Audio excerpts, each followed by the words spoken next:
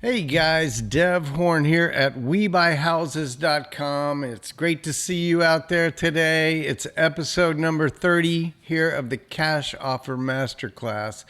And today, I decided every 10 episodes, I was going to do something that's more like a presentation. So those of you that are new to the channel, basically what I do is I look at houses and I compute the cash offer that we would make on those houses. Let me come over here and just kind of show you my channel. It's WBH Dev is the channel, but it's the Cash Offer Masterclass. You can search Cash Offer Masterclass on Google, on YouTube, whatever. It will lead you right to here. But basically what I do is I look at properties and help you to determine, based upon the images that we're seeing and all the information that we have, what would we as investors be able to pay for that property? And so that's what we're doing here on the Cash Offer Masterclass. That episode I think you all should watch is the Calculating Cash Offers episode number 20. I'll link that at the end of this video. But what I want to talk to you today about is this question that's been on the minds of quite a few people. And what they're asking me is, hey, Deb, you've been in this business for 20 years. Is this a good time to buy real estate? And they're asking me that question because, there's a lot of things going on in the market today with interest rates and the high value of homes. They're not affordable. And one of the things that we're seeing is some of the lowest buying, as far as mortgage applications and purchase of existing homes that we've seen in many, many years. And so those trends have really, really come down, and it's causing people to think, even if I went on and found a great deal, fixed it up, got it all ready, put it on the market, is this how long would it take to sell it? Is this a good time to be doing that at all? And so I want to try to answer that question today. Now, as we go into how we kind of look at this, real estate, first of all, moves slower than the stock market. We can kind of see it. Now, one of the things, I'm going to show you guys some charts in a minute, and you'll see that real estate goes up and down over time. It has these distinct cycles, kind of like spring peak, summer trough, fall, back into the beginning of the new year. And so I'm going to show you that as we look at the real estate market, we see not a straight line, not a line like a stock that kind of goes up for a while and then drops and then all of a sudden maybe goes back up. We're going to see more things that are wave forms, if you will. Real estate moves slower than the stock market. Now, there are a few things that we look at when we're evaluating kind of where is the market right now? What's the condition of the market? And so two of the key things for me are to look at months supply and days on market. These are the things that tell us, is the supply building up? Like, is there a lot of inventory? If I go buy a house, fix it up, and then I want to sell it to a retail buyer, do they have a whole bunch of choices or just a few choices? Are they going to be clamoring to buy my property, or is my property going to sit on the market for a long time? The month supply really, I believe, kind of feeds into the days on market issue, in that and this is point number 3, if I purchase a property, I put a lot of money into fixing it. Let's say it takes 3 months to get the thing from, destroyed condition to perfect condition. That 3 months is holding time, right? We've kind of doing the project. That's very typical. And then, if we put it on the market, hopefully sell it very quickly. Now, what if you put it on the market and it doesn't sell very quickly? And in fact, it takes a month, 2 months, 3 months, 5 months, 6 months. Man, that is a deal killer. Really, it kills your profit, because as you hold a property, you are the homeowner, right? You're paying any loans that you had to, construction loans. you're paying for the utilities, you're paying for the insurance, you're paying for everything that a homeowner would be paying for while you are holding that property, and then some, because some of the investors I know, will purchase properties using what's called hard money, which is a high interest loan, and it's really intended to only be a loan for, say, 4 or 5, 6 months or something like that, and then in and out, paid off. If you find yourself holding a property and it has a hard money loan on it, brother, that's like having a property on a credit card. And the interest is high, and they're going to want their money back in that short window of time. So these are the things that kind of affect us. If the holding time gets long, and it's way longer than we expected, we're going to end up dropping our price. So one of the things you'll see in that other class, episode 20, as well as in all my videos, is we're trying to compute the after repaired value of the home at the beginning. When we're evaluating it, what would this thing be worth if we fixed it up and it was in great shape? Well, in a market like we have today, that has slowed down, the after repaired values are starting to come down in a lot of areas. Definitely here in Texas. There's some other states where things are still kind of going crazy, but here in Texas, things have really, really slowed down, and you're seeing it in a decline in the prices, the home values, as well as an extension of the amount of time it takes you to sell the property. So holding time is your enemy. You basically, the guys I know that are super good at this, they are, buy a house, in and out 2 to 3 months on the renovation, and then 1 to 2 months on the selling time. They need to really turn like that quickly. Once things slow down and you're not selling the properties, you are really incurring those costs that we talked about. So that's the key. Now, one thing I'll tell you guys is that timing is less important for landlords, and we'll talk more about that. But your exit strategy, whether you're going to hold the property yourself or sell it to somebody who wants to put it into the rental market, versus selling it to a retail homeowner that's going to buy it and live in it.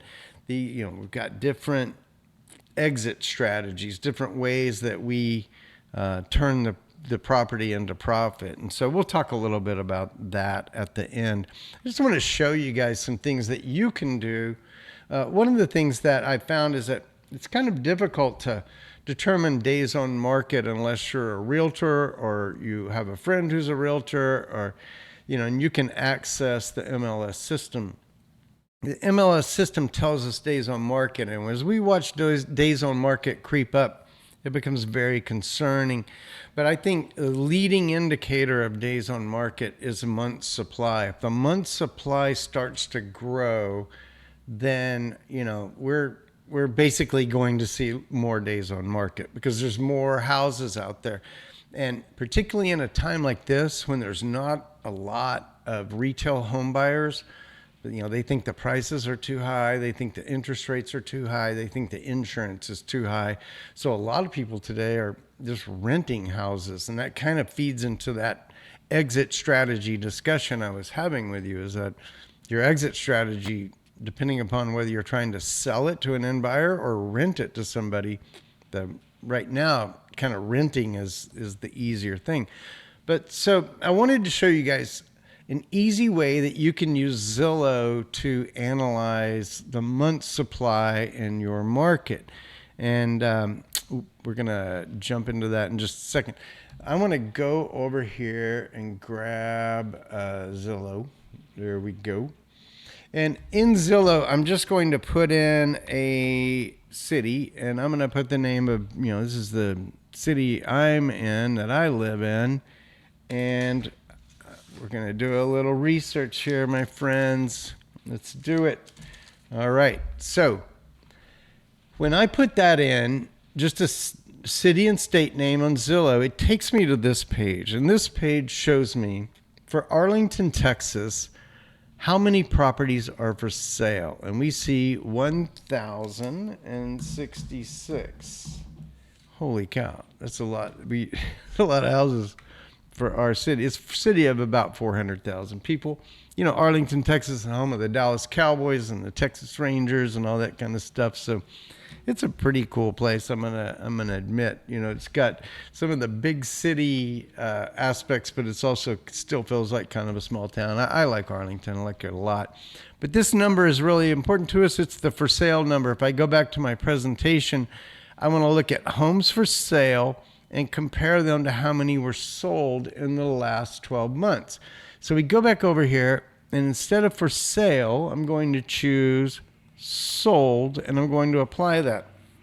Now that gives me a number, but I need to constrain that number to just the homes sold in the last 12 months. So how do I do that? In Zillow, once I've got my sold houses up here, and you can see the big number of how many were sold, I'm going to hit more, scroll to the bottom, and it says, can you all see that? Yeah, you can. Sold in the last 12 months. Apply.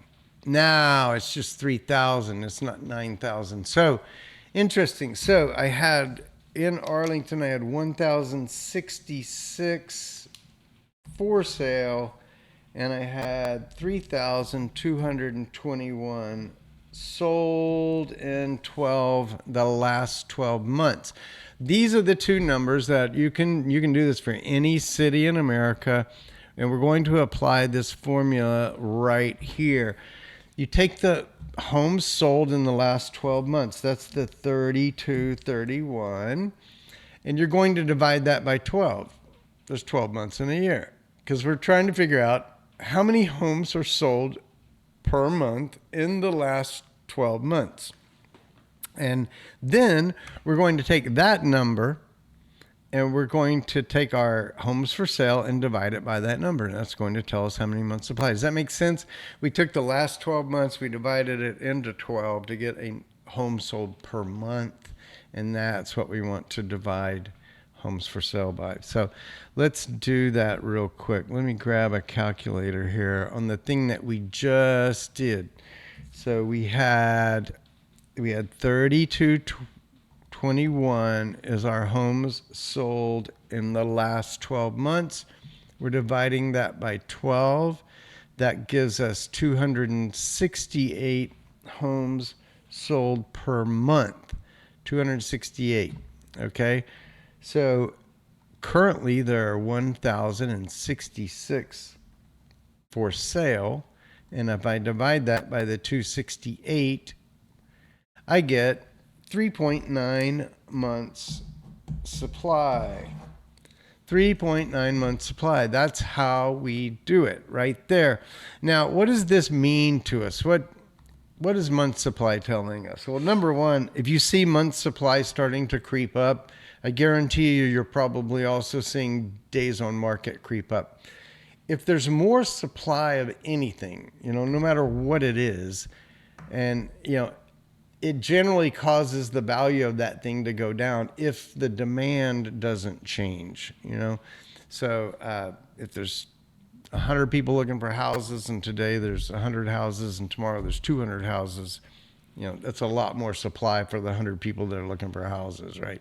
So month supply is this key indicator that we're looking at for market conditions. And one thing that you might consider, like when I did some of the searches earlier, and I saw that, like Dallas is up to 5.3 months supply, Fort Worth at 5 months supply. The national average is 4.6.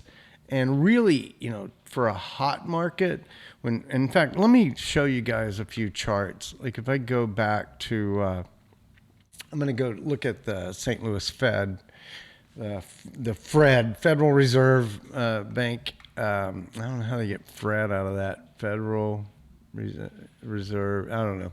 FRED, the fred.stlouisfed.org. What I see is active listings in the U.S.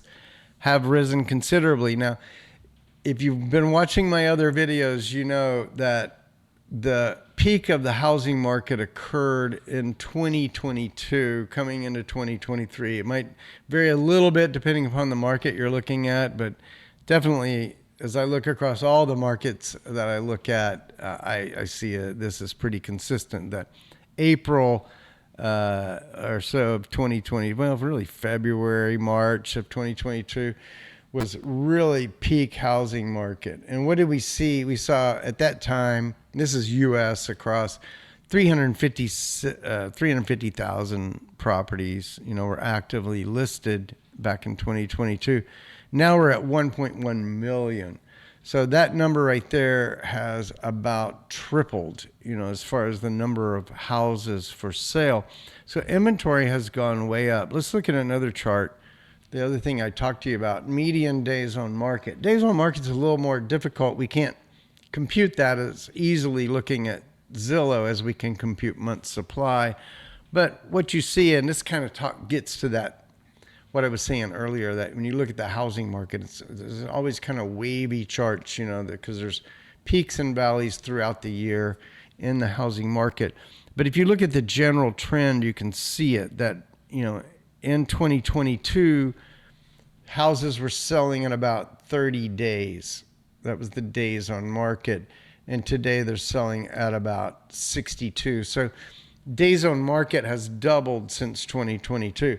Now, is 60 days a lot of time, days on market? Not historically. I mean, really, honestly, in the past, years ago, when I was a young man, we would have 6 months supply of houses and 60 days on market, and everybody thought, and 6% interest rates, and everybody thought that was pretty normal. But today, I don't know, I guess we don't think that way. Everything's ever since we had those 2 or 3% loans, it's messed our brains up. We can't compute anymore. We now expect that it's going to go back to there. I don't know if it's going to go back to there. By the way, in the Federal Reserve site, you can also drill down by state, and I think some other, more granular views. But if I just looked at Texas here where I am, here we saw days on market were at 29. I remember 2022. If houses were just moving, they were selling like hotcakes, we used to say. I don't know what that means, but I think it means quick. So 29 days on market compared to now at 67. So a little more than doubling here in Texas. It kind of shows you that Texas is one of those markets that's definitely slowed down in the last few months and might be a little slower right now than the national average. There's one other thing I was going to show you over here on Federal Reserve is now that month supply calculation that we just learned how to do with Zillow. We can see it right here. Now, if I look at it on that's not a 5-year. I wanted a 5-year. You can't seem to change the chart. I'm not going to worry about it. What I see is that in December of last year, we were at 3.2 months of supply nationally, and now we're at 4.6. So that's about a 50% increase in the day or the month supply nationally. And that kind of brings me back to my slides that you see that nationally we're at 4.6 I can't want to say days supply. It's a month supply of single family homes. And so, again, this is one of those areas where I think our brains got a little bit discombobulated in the last few years, because we were seeing month supply, of 2 months, 3 months was almost on the high end. There were places that we were looking at that had a month of supply, or 1.4 or 1.6 or something like that. That was kind of the crazy time in the market. So what I want you guys to realize and to be able to visualize through looking, at Zillow, like I showed you how to do, is that as month supply grows, as the supply of anything grows, if the demand is not changing, then the price of that thing is going to go down and it may take longer to sell that thing. You're seeing it in areas like the automobile, the car market. Go back to 2022. Do you guys remember 2022? You couldn't buy a car. We still had all these lingering supply chain disruptions from COVID. And in 2022, people were paying crazy money for a car, and because they didn't think we were ever going to be able to get cars again or something like that. And now fast forward to 2025 and go to any dealership, particularly here, and there's cars as far as the eye can see. So definitely markets for things like this, they change over time, and sometimes we get caught up in the moment, and maybe the moment is really not as important as we think. But I think people that overpaid for cars in 2022, they got caught up in that moment, and they thought it was very, very important that they run out and buy a Hellcat for 40% over list, or whatever. So that's just how I want you guys to be thinking about the market, as far as is this a good market, or is it a quick market? Are things turning quickly, or is it a slow market? Are they turning slowly? Is it slowing down? These are things that you definitely need to be thinking about. Now, if you've been watching all my videos, you know that we're trying to figure out what the after repaired value of a property is and what we can pay for it.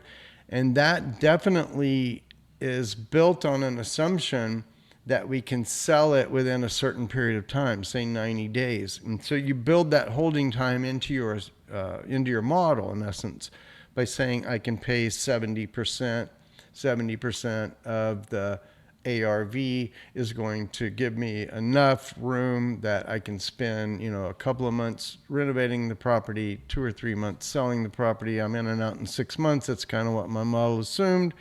And so everything works. Now, if home supply is building in your market and prices are starting to drop, that's a challenge for us, because when we're looking at after repaired value, and you guys know, again, go back and look at the other videos, we're going and looking at where it's at on Zillow and on Realtor and on Redfin and all these different sources. And those are kind of looking into the past. They don't know what the house is going to be worth in the future. So one of the challenges that you'll have as if month supply is building, days on market are increasing in your market, you need to be offering less, meaning you need to assume that the ARV is going to be lower in 3 or 6 months than it is today. And if your market is really under a lot of supply, it's got a lot of supply and people aren't buying a lot, you really have to assume it could take 8 months to sell that house. And so that really lowers your ARV, or the after repaired value that you can assume as you make your calculations. So last thing I wanted to cover was that exit strategy is the key in the market today. For those who are buying a house to fix it and to flip it, you make a one-time profit. You buy it for $200, you put $100 into it, you've got $300 into it, you sell it for $400, you make a one-time profit of $100,000. That's the buy, fix, flip model. We've got to have houses coming into the pipeline, always buying, always got some projects going, always got some houses that are done and are selling, and we're just a pipeline of buying, fixing, flipping, selling into the retail market. This is the more challenging model right now, because you're depending on the retail home buyer who is thinking that interest rates are too high. They're seeing that there's more homes available in the market, so they're getting pickier about what they're going to get. And so it's just a real challenge right now to sell to the retail home buyer. I mean, particularly here in Texas. Like, I know some guys, some of my friends like in Ohio, man, they're doing really well. Like, Ohio's kind of hot right now, My friends in Memphis, Tennessee, and Birmingham, Alabama, their markets are moving. Like there's no real depreciation or decline in the home values and things like that. So it really depends where you are, state by state, market by market, even within a state.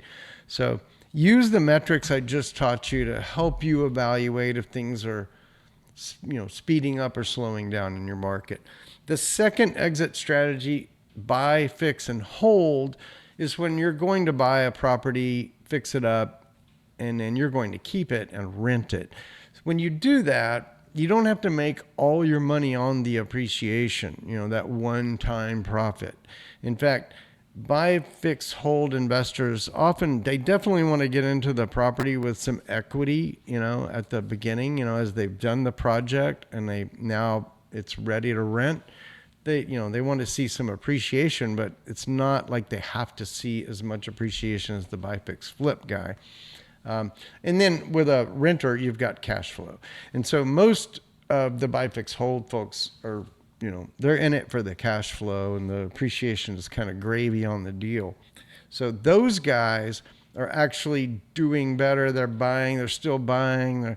They're not dependent on that retail home buyer to come, save the day with an FHA mortgage or something like that, which, as we see, it's kind of slowed way down for us. There's a third strategy, and this strategy is the one that I've seen that is the most successful. And I don't think this is an easy strategy to get into overnight. This is like I mentioned, two of my biggest clients are in Memphis, Tennessee, Reedy and Company, Memphis Investment Properties, those guys, and then down in Birmingham, Alabama, which is Spartan Invest. Fantastic team down there. And what they do is they buy these properties, they sell them to a passive investor. They then use that investor's money to fix the property, and then they put a renter in it and manage it for that passive investor. This is called turnkey. Like, in other words, an investor wants to be in the real estate market. He wants to have he or she wants to have the cash flow of the real estate market. Maybe they believe they can do better there than they can on, say, fixed income or bonds or, T-bills or whatever they might buy. So they want to own real estate, but they're not in the real estate business. They can't buy and fix and, renovate the house themselves. So what we call those are turnkey properties. It's where we buy a property, fix it up for them, and put a renter in there, and then manage it, collect the rent, manage the property and all that. And so it's turnkey property for a passive investor. The passive investor is not really doing much but writing a check at the front and then, getting checks every month thereafter. And so that's kind of how that works. Those guys are killing it. They can't find enough houses. They can't find enough of these passive investors. They've got so much capacity in their pipeline that they can, just run properties through.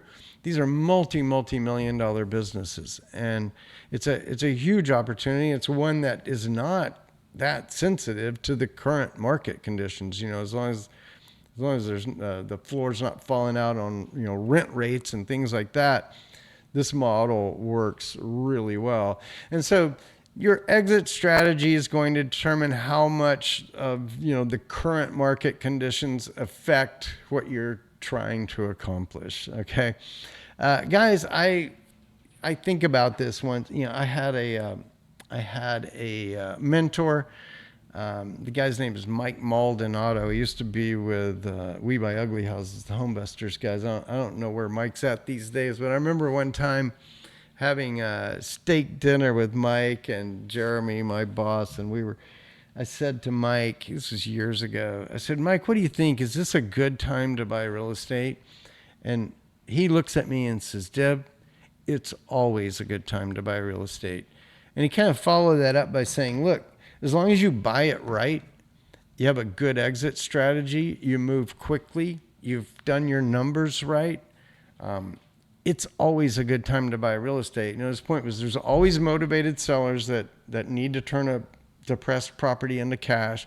There's always people that need to buy a home or rent a home.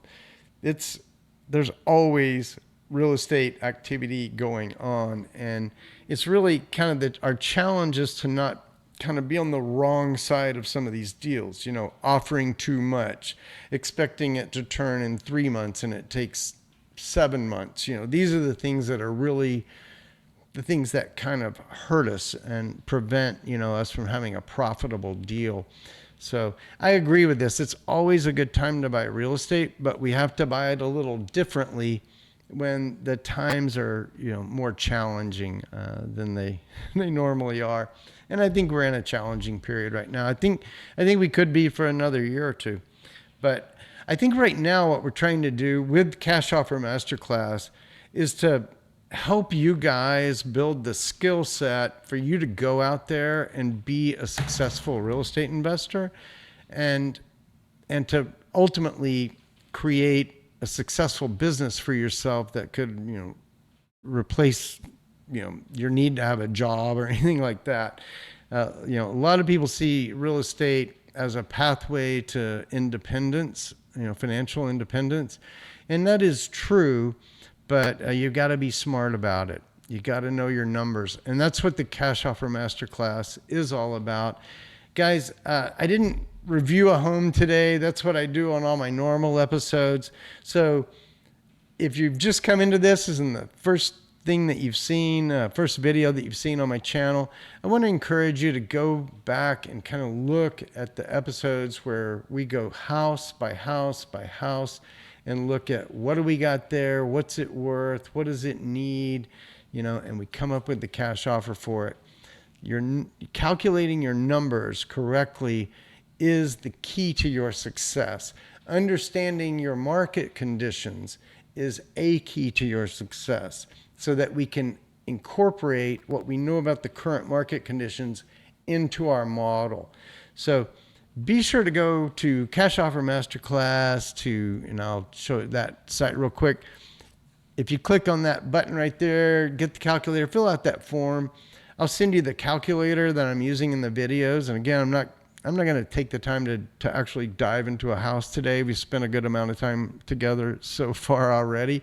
So go do that. And then as you see me use the calculator, just know I'll send you the calculator. Just go to Cash Offer Masterclass, click on that button, and you can always go here, see a recent episode, click on the blue button to go to the full playlist on YouTube.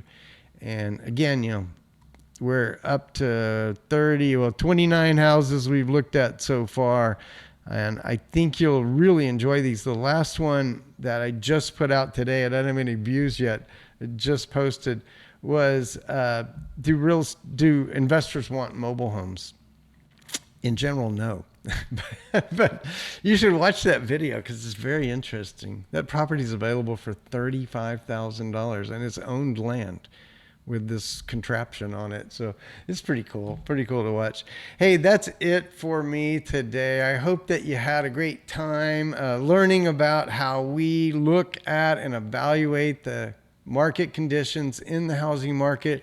Go right now to Zillow and calculate the month's supply and the city that you're in. If it's below 3, you're in a very hot market. If it's 4 to 5, you're in a pretty good market. If it's 5, 6 or above, that market has slowed down considerably. I bet you'd find it's considerably slower, almost twice the inventory, twice the days on market are required to sell a property.